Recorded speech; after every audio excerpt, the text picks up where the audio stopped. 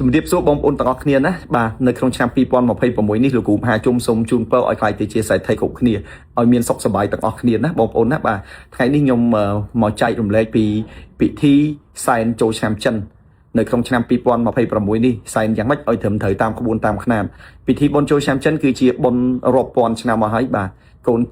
ចៅចកខ្សែស្រឡាយចិនគឺសែនព្រេននៅទូទាំងពិភពលោកសូម្បីនៅស្រុកចិនក៏មានការសែនព្រេនដូចគ្នាដែរហើយចូលឆ្នាំចិនឆ្នាំនេះគឺយើងសែននៅថ្ងៃ16ខែកុម្ភៈឆ្នាំ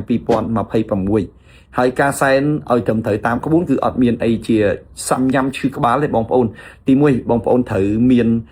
ទឹកតែស្រាសទឹកតែ5ពែងស្រាស5ពែងទី2បាយ5កូនចានសម្លយ៉ាងតិច3មុខគឺទី1សម្លស្ងោរសម្លឆាហើយនឹងបំពងសម្លស្ងោរគេច្រើនស្ងោរចាប់ឆាយសម្លឆាគឺគេ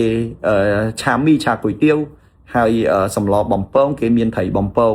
អញ្ចឹងទៅហើយចំណែកឯសត្វពាហនៈជ្រូកមាន់ទាចិនហៅសាសេមានមាន់ស្ងោរមួយមានសាច់ជ្រូក3ជាន់មួយដុំមានពងទាស្ងោរមួយហើយអ្នកមានគឺគេដាក់ជ្រូកខ្វៃដាក់អីចឹងទៅហើយនំឡើងនំពងទាគឺប្រើនំចំហុយព្រោះនំចំហុយត្រជាក់ត្រជុំរីកហើយនំរកអានំណាដែលឡើងហើយបែកខ្ញែករកស៊ីមានបានចែកកូនចែកចៅចំណែកផ្លែឈើយើងត្រូវមានផ្លែឈើទៅតាមទំនៀមទម្លាប់នៅស្រុកវៀតណាមគេសែនផ្លែទៀបស្រុកខ្មែរគេអត់សែនផ្លែទៀបទេអញ្ចឹងយើងសែនតាមប្រពៃណីយើងមានផ្លែចេកមានផ្លែក្រូច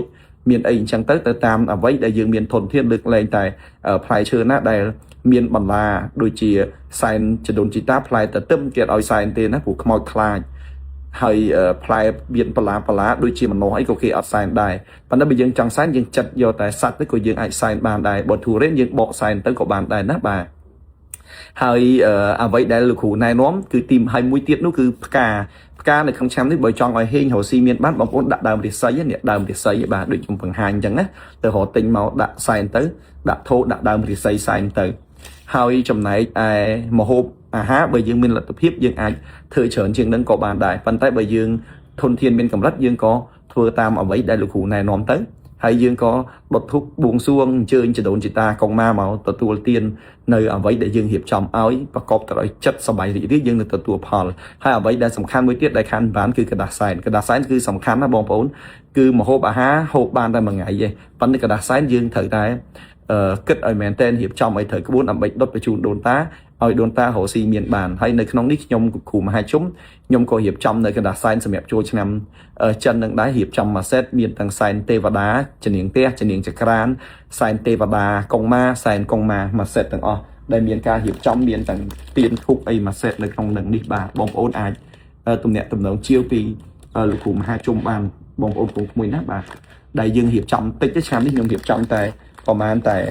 100ឈុតទេចឹងបងប្អូនអាចជាវបានណាហើយនៅក្នុងឱកាសចូលឆ្នាំចិនហ្នឹងគឺគេតំណមទៀតតំណមហ្នឹងគឺពីថ្ងៃសែនរហូតដល់រយៈពេល3ថ្ងៃហ្នឹងគឺកុំជេរកូនជេរចៅកុំគិតរឿងអាក្រក់ហើយធ្វើចិត្តឲ្យសប្បាយរីករាយចំណែកឯការចែកអាំងប៉ាវគឺជាការឲ្យអំណោយអញ្ចឹងអាំងប៉ាវគឺយើងត្រូវចែកត្រូវចែកអ្នកធំចែកឲ្យអ្នកតូចអញ្ចឹងយើងថៅកែយើងចែកឲ្យកូនចៅយើងឪពុកម្ដាយកូនមិនទាន់មានការងារធ្វើត្រូវចែកឲ្យកូនចៅចែកឲ្យបងប្អូនប៉ុន្តែបើសិនជាកូនចៅធ្វើការឲ្យមានលុយត្រូវឲ្យអាំងប៉ាវទៅម៉ែវិញទៅម៉ាក់វិញអ្នកនៅលាវក៏ត្រូវចែកអាំងប៉ាវឲ្យគេបានដែរបើសិនជាមានលុយច្រើនបើគាត់ធ្វើថៅកែគាត់អត់មានគ្រួសារក៏គាត់អាចចែករំលែកទៅឲ្យគេបានដែរអញ្ចឹងការសែនចូលឆ្នាំចិនគឺមានប៉ុណ្្នឹងហើយយើងក៏រៀបចំសែនព្រេនទៅតាមនឹងទៅហើយសូមជូនពរឲ្យបានសុខសប្បាយកកបពីជំនន់ទាំងអស់គ្នាបងប្អូនណាបាទ